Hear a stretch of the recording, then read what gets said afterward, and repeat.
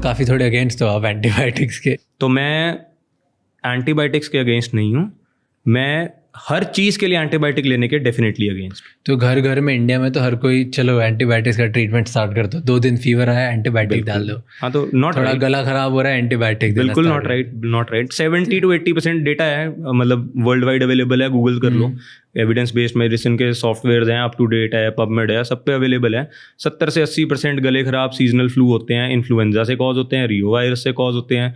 उसमें आप चाहे एंटीबायोटिक बच्चों वाली खिला दो चाहे बड़ों वाली खिला दो, ठीक उसने 5 से 7 दिन में होना है, ठीक है ना। और आप जो मर्जी जोर लगा लो, ठीक होना नहीं उसने उसके साथ। बट अब क्या होता है ना, एंटीबायोटिक का कोर्स होता है 5 से 7 दिन का। आप 5 दिन खाते हो कि यार मैं तो इससे ठीक हो गया, आप 5 दिन मिश्री खा लो, आप ठीक तो उससे भी हो जाओगे, कल को आप ये थोड़ी बोलोगे कि यार मिश्री से ठीक हो जाता है बंदा, है ना। तो ये डिफरेंस है। जब सच्ची में निमोनिया हो जाएगा या LRTI हो जाएगा, लोअर रेस्पिरेटरी ट्रैक्ट इन्फेक्शन हो जाएगा, फिर चाहे आप 100 दिन रुके रहो ठीक नहीं हो गए, उस टाइम पे लोग कहते हैं हम एंटीबायोटिक्स नहीं खाएंगे। तो एक बैलेंस्ड अप्रोच होनी चाहिए कि कब चाहिए और कब नहीं चाहिए, ये पता होना चाहिए। पता अपने डॉक्टर से कर लो, खा खुद लो, कोई चक्कर नहीं, बट पता करके खाओ कि क्या करना है। और अगर पता करके खाओगे तो 5 चीज़ें बचाओगे, सिर्फ अपने आप को नहीं, अपनी कम्युनिटी को भी हेल्प करोगे इस चीज़ से।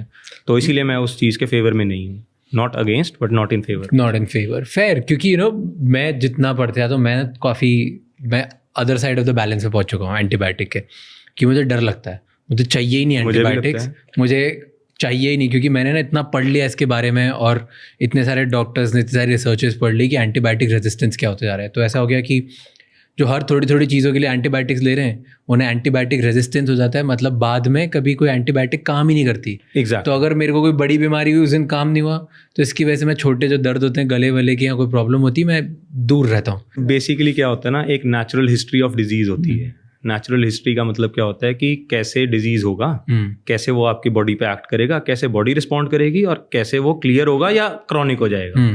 तो वायरल्स की नेचुरल हिस्ट्री तो होती 7 दिन की है।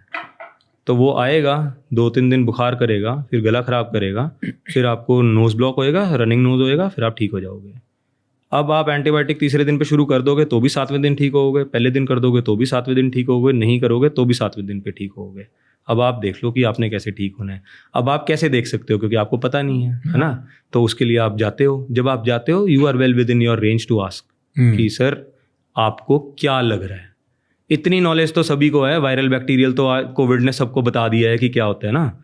इतनी नॉलेज तो अब मेरे को लगता है कि रिक्शा पुलर से लेके एक टॉप इंडस्ट्रियलिस्ट को भी है। तो इतना तो पूछ सकते हैं कि सर आपको बीमारी क्या लग रही है, फिर क्या के बाद वो अपने आप ही बता देगा कि भाई ये वायरल लग रहा है या बैक्टीरियल लग रहा है। हाँ, अगर बैक्टीरियल लग